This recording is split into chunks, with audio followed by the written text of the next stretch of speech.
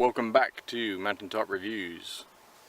For me, it's an exclusive. It's an Indian whiskey which we've never ever featured on Mountaintop Reviews before.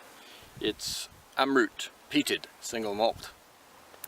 There's so few providers of whiskey or producers of whiskey in India that we only, well I do anyway, only really register on my brain two different Indian distilleries, and that is Amrut and Paul John, or John Paul, I can never remember. And I've tasted neither of them. Amrut tends to spring more readily to mind when you're thinking of Indian whiskey.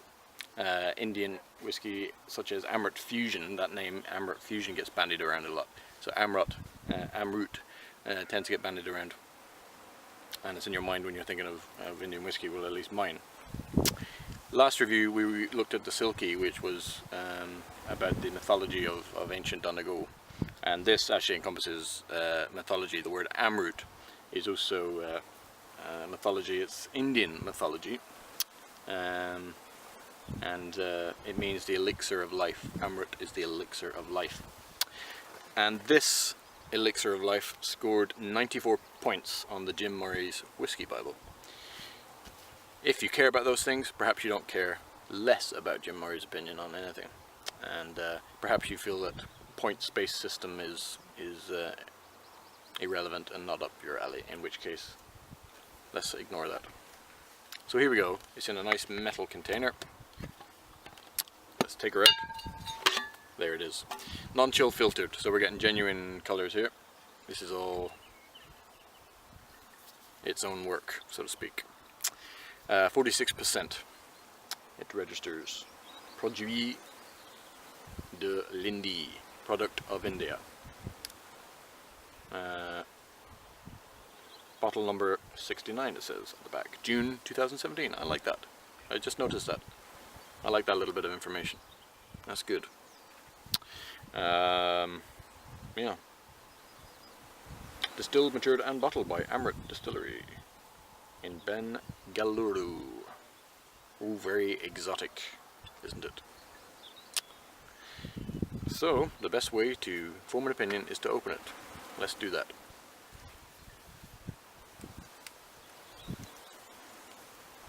There we go. Peeling this has revealed a little paper seal inside as well. Ah, I like that. Looks like a poot. That's nice. We've got a little QR code, some numbers. Nice. Nice little Coke.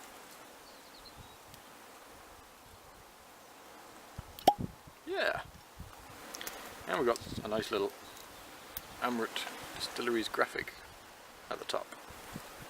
I like that as well. I like little touches. Oh, Peatilicious. Peatilicious. Here we go. That's what I was looking for. My little pourer. Great idea if you want to preserve your whiskey and you're pouring out whiskey for friends and you don't want to glug away way too much accidentally. Not being stingy, but sometimes you don't want to use up all your whiskey in one night sitting, especially if it's a really good whiskey, which I'm hoping this will be. My wife picked it up for me in France at Cave Conseil in Manosque, dans le sud de France, in the south of France. Lovely peaty smoke there. Some exotic herb, exotic spicy notes in there too. A little bit like an Indian shop. A peaty Indian shop. Quite a juxtaposition there, because peat is quite traditional. You think of it as Ireland and England, the bogs. You don't really imagine bog in India. I wonder, do they import the peat? I don't really know enough about it, to be honest.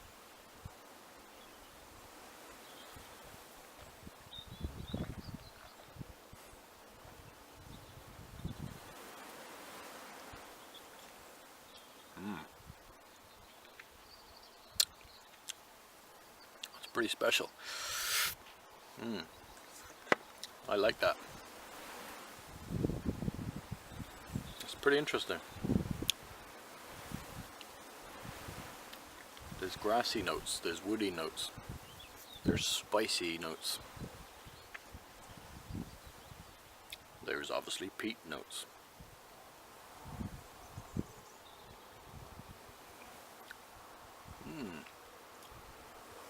Lots of little subtleties backed up by forceful smokiness.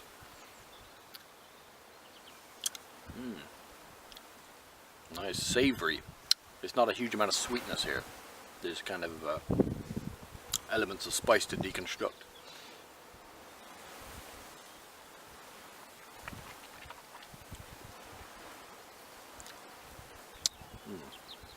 That's nice. It's earthy. It's rich. Much like a really good Indian curry is earthy and rich. And it pleases much like a deep, rich, earthy, tomatoey, hot and spicy curry would. Ah, it's very, very decent peat. Very nice indeed.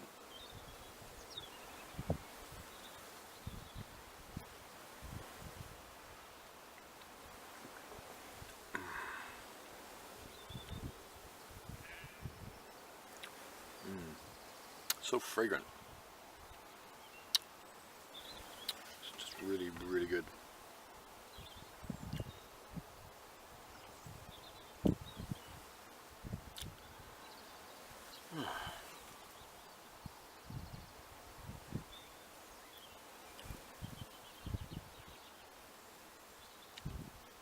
I suppose what's unique about this is that it's matured in a tropical location.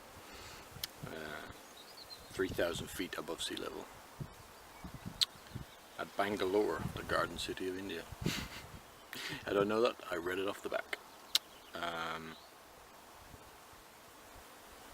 Yeah. I'm impressed with Amrut, I really am. I would definitely try Amrut again, like Amrut Fusion or something like that. It's really refined peat. There's lots of nice layers in there. It's really good. It's really good.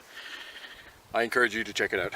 Yeah, this gets the seal of approval from me. I'm not disappointed at all by it. It's not boring. It's multitudinal in its level of interest. It arouses my curiosity. It's one to go back to. In a small way, it reminds me. It's different. It's very different, but it reminds me of the complexity of the Ben Nevis. Produced by Cave Kansai, or bottled independently by Cave Kansai, which I reviewed previously on this channel. Ben Nevis. It's got that real rich depth. I was expecting it to be good, but not just because it's rated 98 points by Jim Murray, but also it was selected by Cave Kansai, and they don't have a humongous selection. The stuff they select is really top-notch stuff. You can get this on Master Malt, of course you can. You can get it on Whisky Exchange, everywhere good whiskey is sold. Get it. Just get it. You won't be disappointed.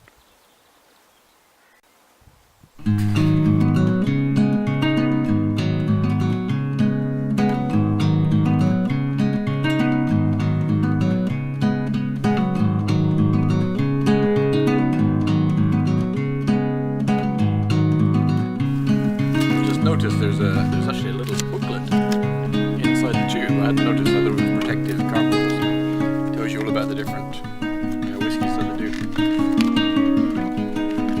I could have done more research before I did this review and told you a lot more information. But so they also do a cask strength. I didn't know that. The cask strength is 61.8, and it also scored 94 points. Amrut Fusion, third finest whiskey in the world, 97 points. Jim Murray's